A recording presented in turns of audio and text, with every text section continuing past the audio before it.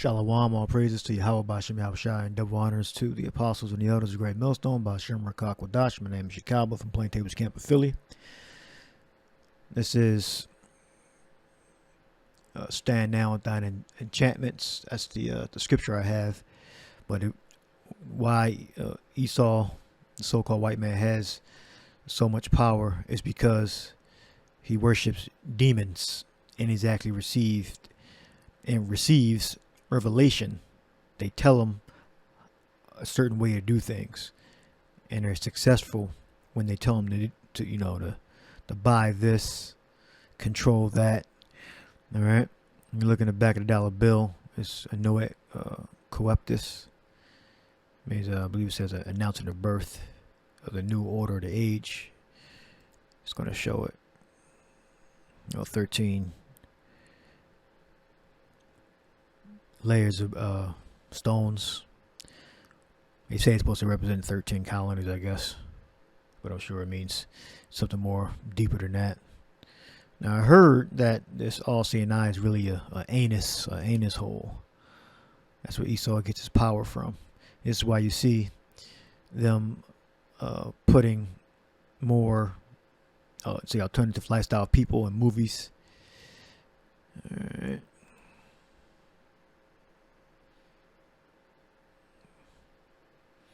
It's going to show it. And she says there are different theories of why that eye up there with the capstone is. And it goes back to Freemasonry, which I believe the G means for generative. And generative, I believe, means reproductive. Let me see. Hold on. Yeah, G stands for generative. I think I read that in one of my books. It says generative G, which goes back to the phallic symbol, which means the penis. They worship penises and buttholes, relating to or capable of reproduction or of production or reproduction. All right, G, generative. So that's what they worship. And one theory I heard was the eye is really, an anus, and they worship, the phallic symbol. A penis. The compass and square. I knew it. Coeptus. He has favored the undertaking. Okay, he has favored the undertaking. He has favored the undertaking. I've also heard announcing the birth.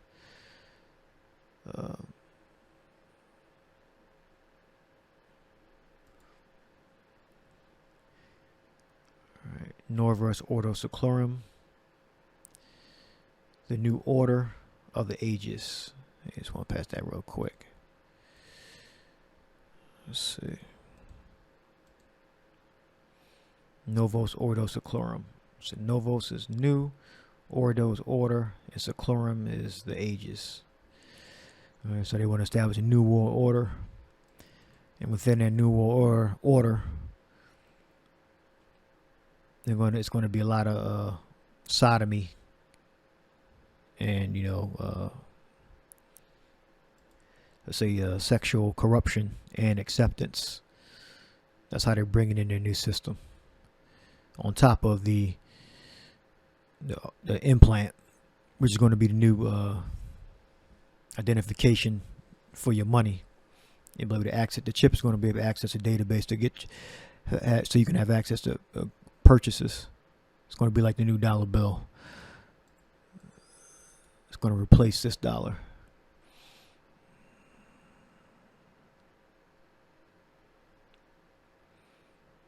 The Great Seal. And also, see the pyramid with the capstone, they're saying that I believe means that they have work to do. It's coming in. It's almost complete, but not quite yet. It says he has favored our undertaking to establish a new order of the world, or a new order age. All right, and that has to do with sodomy and sexual depravity. depravity means moral corruption or wickedness, both. All right. Here's an example, something that may have been hidden in plain sight.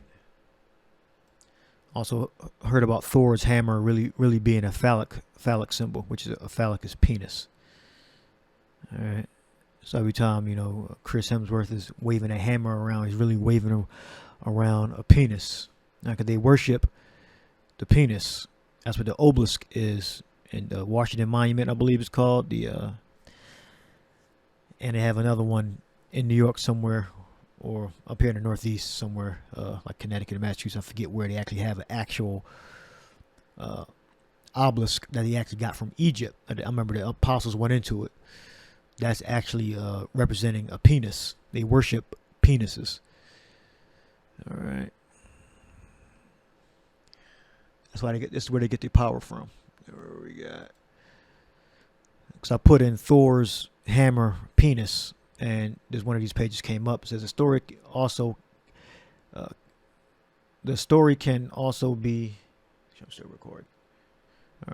Seen as evidence that Thor, despite his fierceness, had strong fertility god aspects. We have already seen that his thunder brings rain to the fields of the farmer, but here the hammer can be seen as a symbol of love and fertility. And the new Thor movie is I believe Love and Thunder. That's coincidence, right?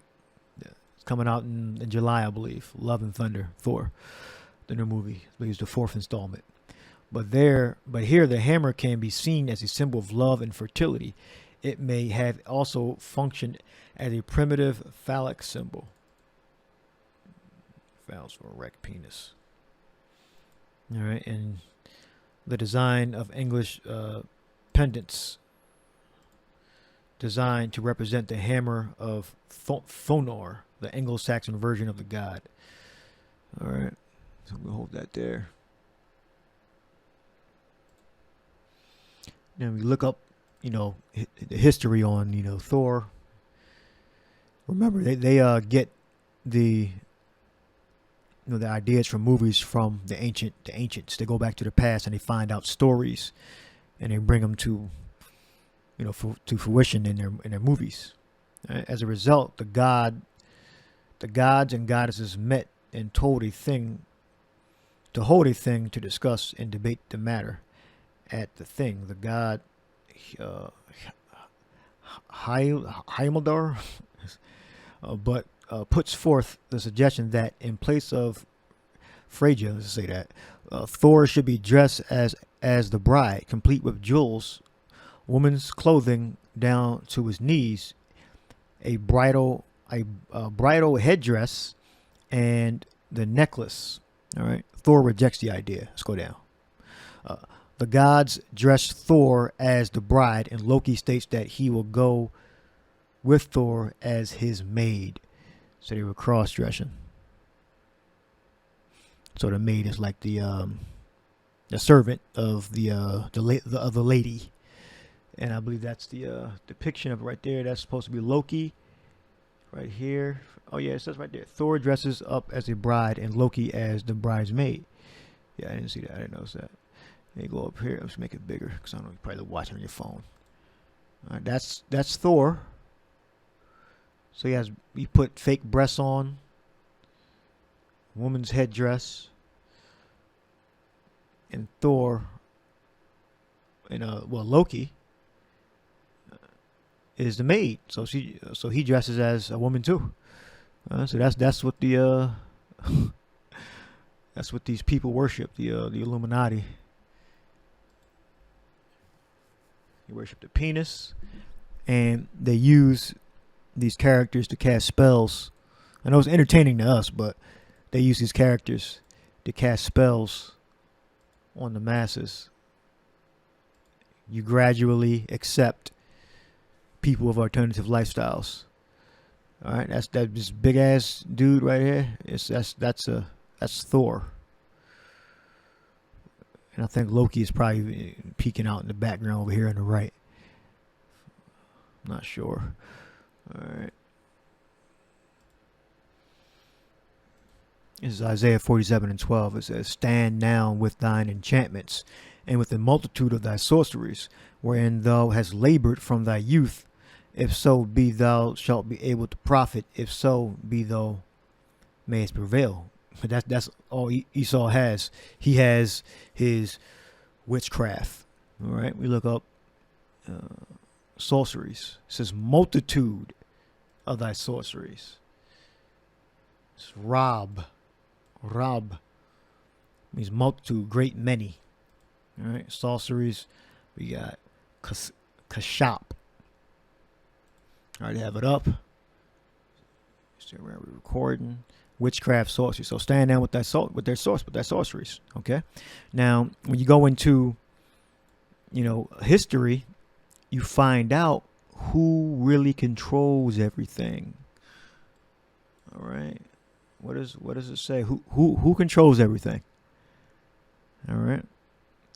If you go and do your research, you'll find out that Edom, today they're known as the Little Hats. All right, they wear the little hats. Jeremiah 49:20. Therefore, hear the counsel of Yahweh, that he hath taken against Edom and his purposes, that he hath proposed against the inhabitants of Teman. Surely the least of the flock shall draw them out. Surely he shall make their habitations desolate with them. The earth is moved at the noise of their fall, which is the nuclear fire. At the cry of the noise thereof was heard in the Red Sea. Meaning the earth is going to shake because of the fire, the missiles that are going to be beating these different countries up with, which is the land over there in the east where the little hats are dwelling, and Babylon, America. Who controls everything? All right. It's a book.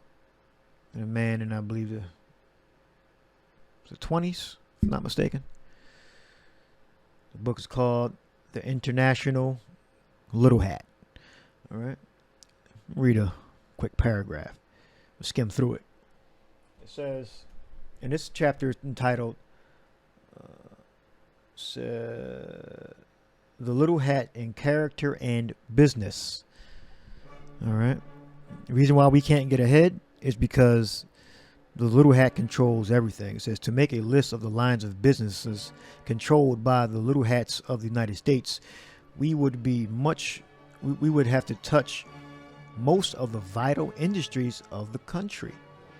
Now, the man himself that wrote the book, well, he didn't really write it, but he had, at his disposal, men that did the research, men that were intelligent, historians, people that had access to records. All right. The book is called The International Little Hat. Those which are really vital and those which cultivate habit has made to seem vital. All right. Meaning that things that you have, like things that you're addicted to, that's one theory, I believe, like tobacco, that form habit. Tobacco, I think he's probably talking about that form habit, or made to seem like you actually need it. Tobacco. The theatrical business, operas, plays, of course, as everyone knows. So this was a known fact back then, back I think the 20s. The theatrical business was ran by the Little Hats. Because he says, as everyone knows, this is like an 80-year-old book. Is exclusively Little Hat. Play producing, booking, theater operation are all in the hands of Little Hats. This perhaps accounts for the fact that in most every production today can be detected propaganda. In almost every production today can be detected propaganda. So meaning like in every play, it says in the movies, you can see injection of little hat propaganda. All right, and you see that today. Let's see. And propaganda is just simply like news used to promote, a certain point of view. It's propaganda. And you have the, alternative lifestyle agenda. That's a big one. Sexual depravity. Freeness, looseness. All right.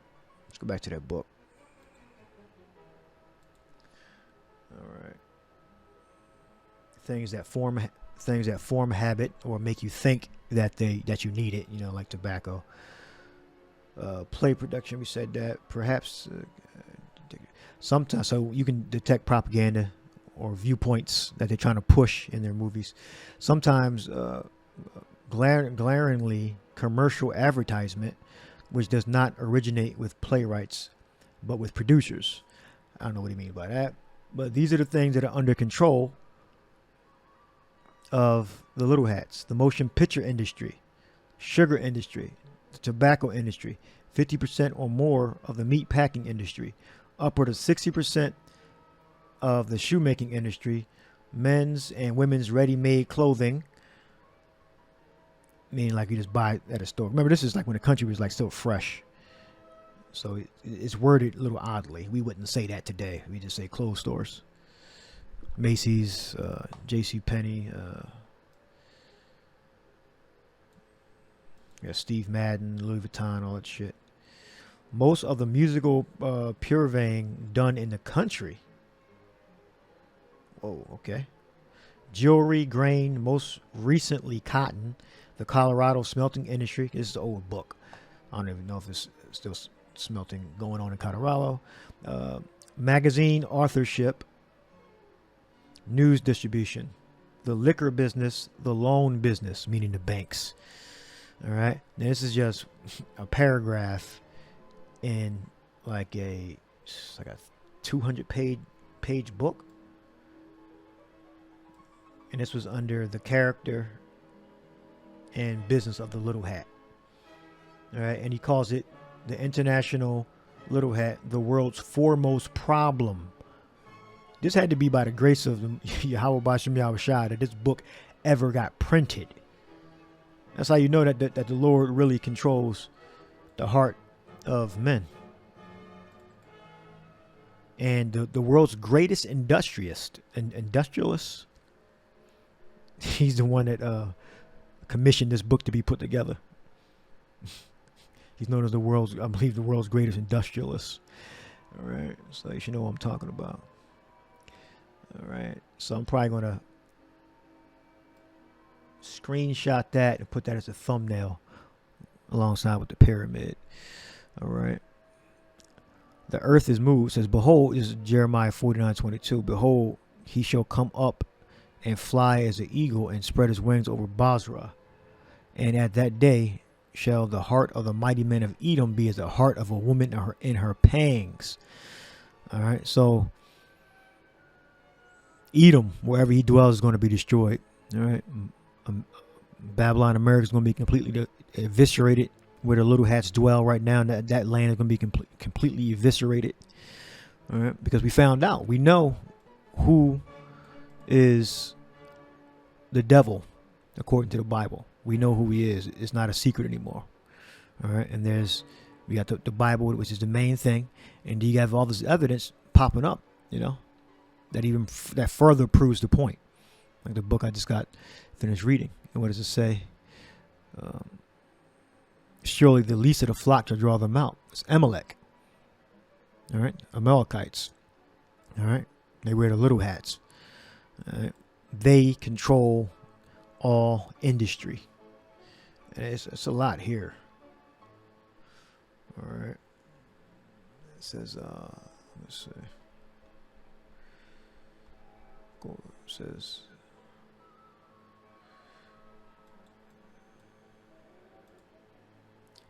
no, I believe this one is from Protocols of the Learned Elders of Zion, which that's a circle, a power structure of the Amalekites, which is a tribe, a family of Edomites. It says seventh protocol. It says we must force the Gentile governments to adopt measures which will promote our broadly conceived plan already approaching its triumphal goal by bringing to bear the pressure of stimulated public opinion which has in reality been organized by us with the help of the so-called great power of the press. I don't know what the stimulated public opinion is. All right. With few exceptions not worth considering, it has already fallen into our hands, the seventh protocol. All right. So, I don't, like I said, well, overall, you can see like all the plans that are being pushed forth right now when it comes to, sexual depravity, the, what we're seeing in movies, the current wars, they're all because of the little hats.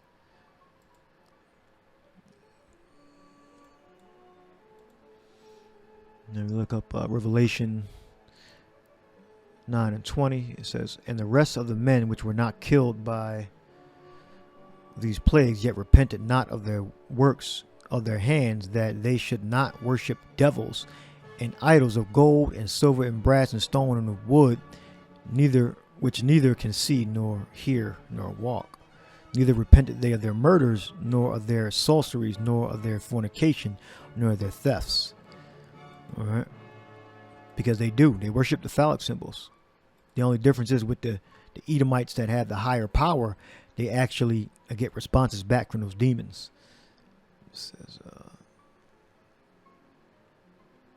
but the physical idol, is dumb. But they actually have power when they actually perform their rituals.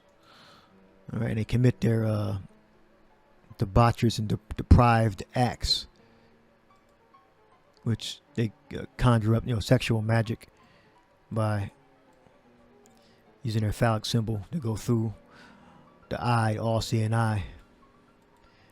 We got daimonion, divine power,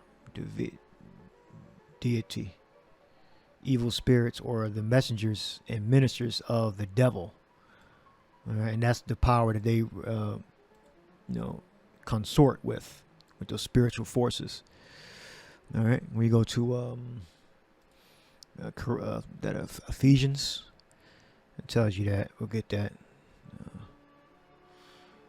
A deity, a devil god. Go to Ephesians, says Ephesians 6 and 12. For we wrestle not against flesh and blood, but against principalities, against powers, against the rulers of the darkness of this world, against spiritual wickedness in high places. Yeah, because Esau, he has to go, on his, his summits, his high places, and perform, rituals to receive revelation on what to do next. They consort with demons, with devils. All right. So let's see what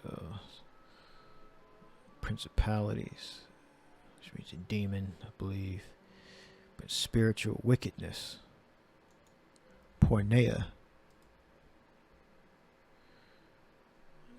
depravity, iniquity, wickedness, malice, evil purposes and desires. All right, iniquity, wickedness, immoral or grossly unfair behavior, malice, intention or desire to do evil. All right. So Esau he's an expert in consorting with demons. All right. Wherefore take unto you the whole armor of the power, that ye may be able to withstand in the evil day, and having done all to stand. All right. It's the only way we can actually fight against this power is with the name of Yahweh and his son Yahweh Shai, and performing the righteous acts. Esau, he's performing the acts on the left hand side. We got to perform the righteous acts on the right hand side. All right. And we go to Revelation 3 and 7. It says the message to the church in Philadelphia. These are all churches in Asia Minor. I believe it was 7 churches.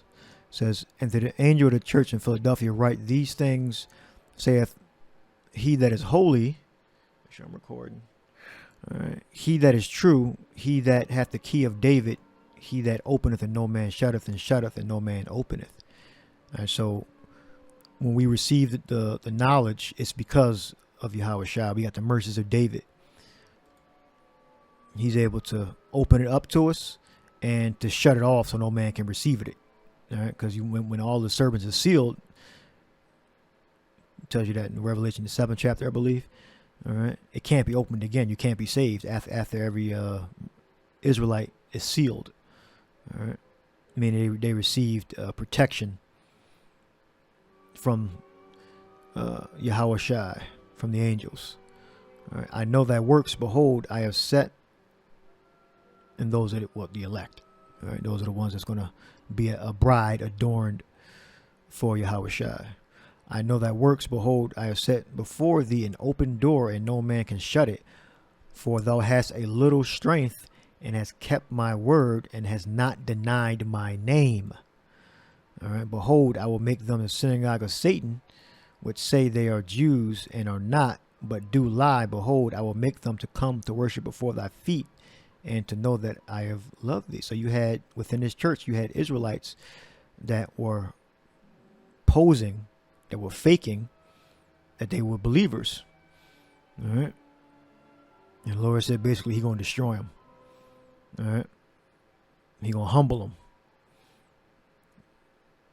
Because thou hast kept the word of my patience, I also will keep thee from the hour of temptation.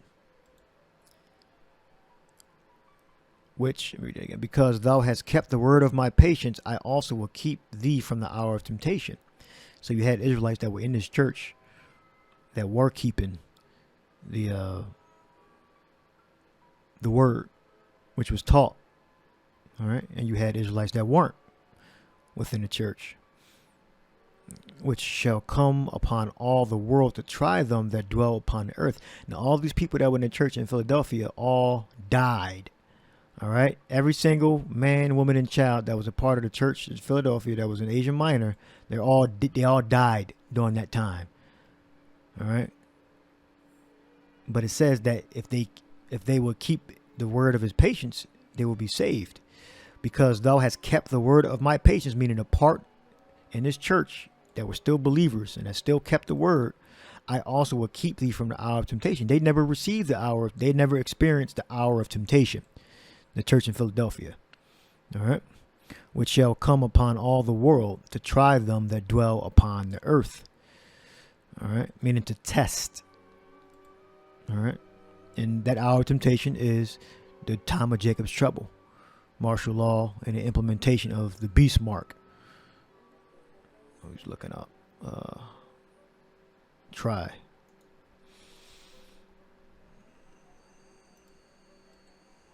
Yeah.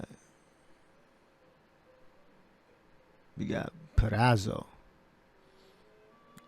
To try whether a thing can be done. All right. That's a person. Whether you're going to keep the commandments or not. It says to try or test one's faith. The virtue, character, by enticement to sin. Was what? To take the easy way out, to get the benefits from the government by taking the implant. All right, to everything that the new order of the age is going to offer you, which is sexual liberation, freedom. Be a free Mason. You're free from the laws of Yahweh Bashem Yahushua. To solicit, to sin, to tempt. All right. Well, just keep reinforcing what was just previously said. To inflict evils upon one in order to prove his character and steadfastness of his faith. All right. I think we understand what it means now. All right. It says, behold, I come quickly. Revelation 3:11. Hold that fast which thou hast, that no man take thy crown, which is our reward. Because we're going to be in the kingdom, we're going to be royalty right now. We're like sapphire stones and rubies and jewels in a rough. And we got dirt on us, but we're going to shine at the right time. Him that overcometh will I make a pillar in the temple of my God, and he shall go no more out. Yeah, we ain't gonna have to go out to camp. Literally, we're not gonna have to go out to camp no more. And I will write upon him the name of my God and the name of the city of my God, which is New Jerusalem, which cometh down out of heaven from the power, and I will write upon him my new name. He that hath an ear, let him hear what the Spirit saith unto the churches. All right. So we have a connection to Yahweh Shai. All right. We have a connection to Yahweh through Yahweh Shai. All right. The other nations don't.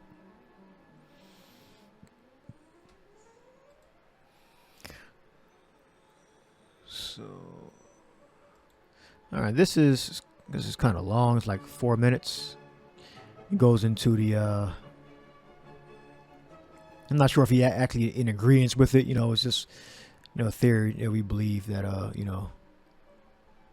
some of us believe anyway, that the eye is really anus, and they worship phallic symbol, and they worship which is a penis, and they worship that type of lifestyle. All right. Is the all-seeing eye actually a butthole? The brown eye of providence. Oh, shit. Providence. All right, I'm going to let that play. Mute the mic. Anyway, so this guy on Reddit, of all places, this was where I could find the most information on. Yeah, this predates Reddit, because this video is relatively new. I've heard about this. I think a brother in the camp told me about this years ago, like over 9 years ago. But I guess the guy that did the video, he found it on the site Reddit. Conspiracy theory. I don't necessarily, because I found other sites that talked about it. Don't think that he came up with it himself, but he's definitely put it in the most.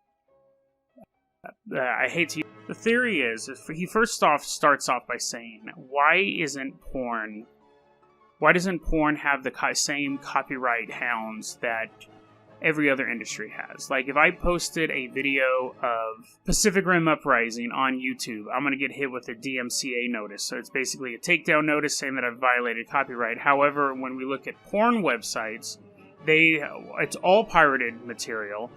And he's specifically saying they'll use major pop songs in those videos. So you'll see a video, and it'll just be a compilation video of cream pies or whatever. Oh, I guess I should say this is going to be this week. I probably should have said that, and they're still going to be kind of intense. So you can have a Britney Spears song set to a compilation of facials or whatever.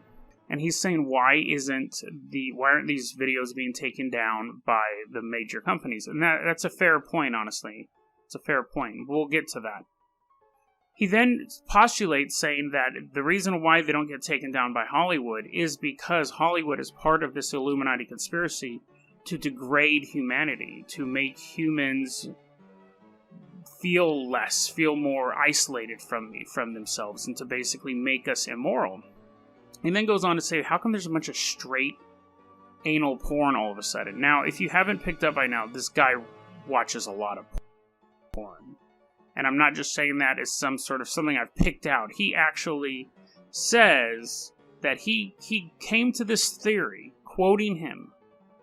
It was something that just came out at me in a flash, in a matter of speaking, while I was watching a girl get plowed from behind by a BBC. So he's watching a ton of porn and coming up with these conspiracy theories. He's saying, why is straight porn so anal specific nowadays? Why is there so much of it? And his reasoning is that the Illuminati and the Freemasons, and they're kind of one and the same in his view, they want to break down humanity and make us debased and immoral people. And the whole idea of the Freemasons is to mock religion, is to mock God.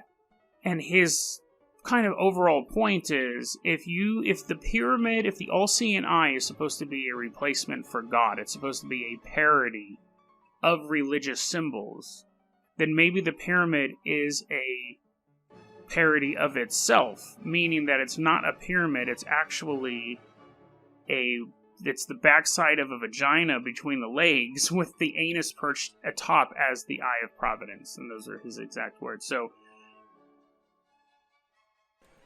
there you go. That's just some information, you know. And I'm not an expert on this stuff, but you know, it makes sense because they're all, you know, alternative lifestyle, and they're all little hats that control the industries, which I mentioned.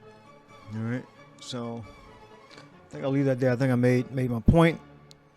Hope you edified. Shalom.